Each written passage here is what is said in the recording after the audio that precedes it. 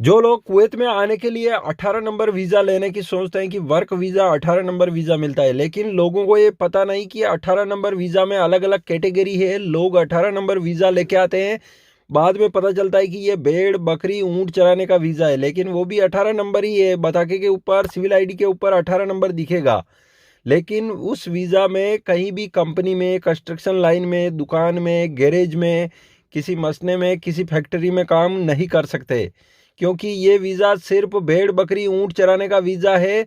तो इसमें कहीं भी अगर काम करते हुए दिख जाते हैं, चाहे कुछ भी काम करो, छोटा मोटा इलेक्ट्रिशियन का, प्लम्बिंग का, मताबी का, किसी भी टाइप से ऐसा काम नहीं कर सकते, तो काम करते हुए दिखेंगे तो पकड़े जाएंगे। तो उसमें छूटने का चांस भी नहीं है, कार्रवाई होगी। उसके बाद में कुछ दिन रखने के बाद जेल में और फिंगर ब्लॉक करके निकाल दिए जाएंगे। तो वीज़ा निकलवाने से पहले पूरा कंफर्म कर लें, पूरा पता कर लें कि ये वीज़ा किस काम का है। अगर 18 नंबर है तो किस चीज़ का है, ये कंपनी का है, किसी का दुकान का है, या किसी फैक्ट्री का है, किसी प्रोजेक्ट का है, या फिर किसी जो है भेड़ बकरी ऊंट चराने वाला तो नहीं है। ये पता कर लें, उसके बाद में आए, क्योंकि 18 नंबर वीज़ा इसका मतलब ऐसा नहीं कि चलो कंस्ट्रक्शन लाइन में काम करेंगे, कंपनी में काम करेंगे, क्योंकि जो खर्च होता है, हो सकता है 18 नंबर किसी कंपनी का वीज़ा ना हो और कंपनी के वीज़ा का जो प्राइस लगता है उसके बराबर ले ले, और उसके बाद में गरम का वीज़ा दे दे जो भेड़ बकरी ऊंट चराने का वीज़ा है, तो वो ट्रांसफ़र नहीं होता कुवैत में।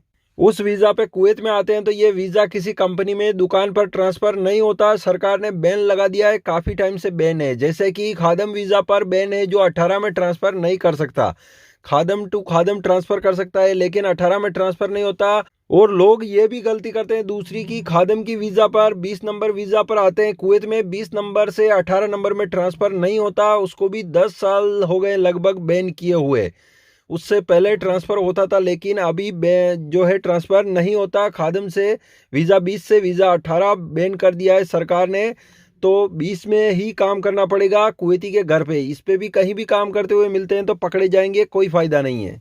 वीज़ा 20 में भी अलग अलग कैटेगरी में है। किसी का सहायक का वीज़ा निकला है, ड्राइवर का वीज़ा तो ड्राइविंग कर सकता है, तब्बक का वीज़ा निकला है तो खाना बना सकता है, या कोई घर में काम करने का, इस टाइप का। खादिम का वीज़ा सिर्फ कुवैती के घर पे काम करने का होता है, बाकी बाहर काम करने के लिए अलाउ नहीं है। उसमें भी पकड़े जाते हैं तो कुछ दिन बंद रखेंगे, फिर फिंगर ब्लॉक करके निकाल देंगे, तो दोबारा कुवैत में नहीं आ सकेंगे। वीज़ा जितने प्राइस में मिलता है उससे थोड़ा सस्ता मिलता है, तो आंख बंद करके लेने से कोई फ़ायदा नहीं है, क्योंकि कुवैत में फिर कहीं भी काम करते हैं तो इकामा कानून के उल्लंघन में पकड़े जाएंगे। इसीलिए वीज़ा लेने से पहले थोड़े ज़्यादा 5-10 हज़ार ज़्यादा भी देने पड़ जाए, लेकिन वीज़ा ऐसी होनी चाहिए शून की, जो वीज़ा होती है कि प्रॉपर पता है कि मैं ये काम जानता हूँ, तो इसी कंपनी में और इसी काम के लिए जा रहा हूँ, तो एक तरह से वैलिड होगा, लंबे टाइम तक काम कर सकेंगे, सैलरी अच्छी होगी और वैल्यू होगी आदमी की।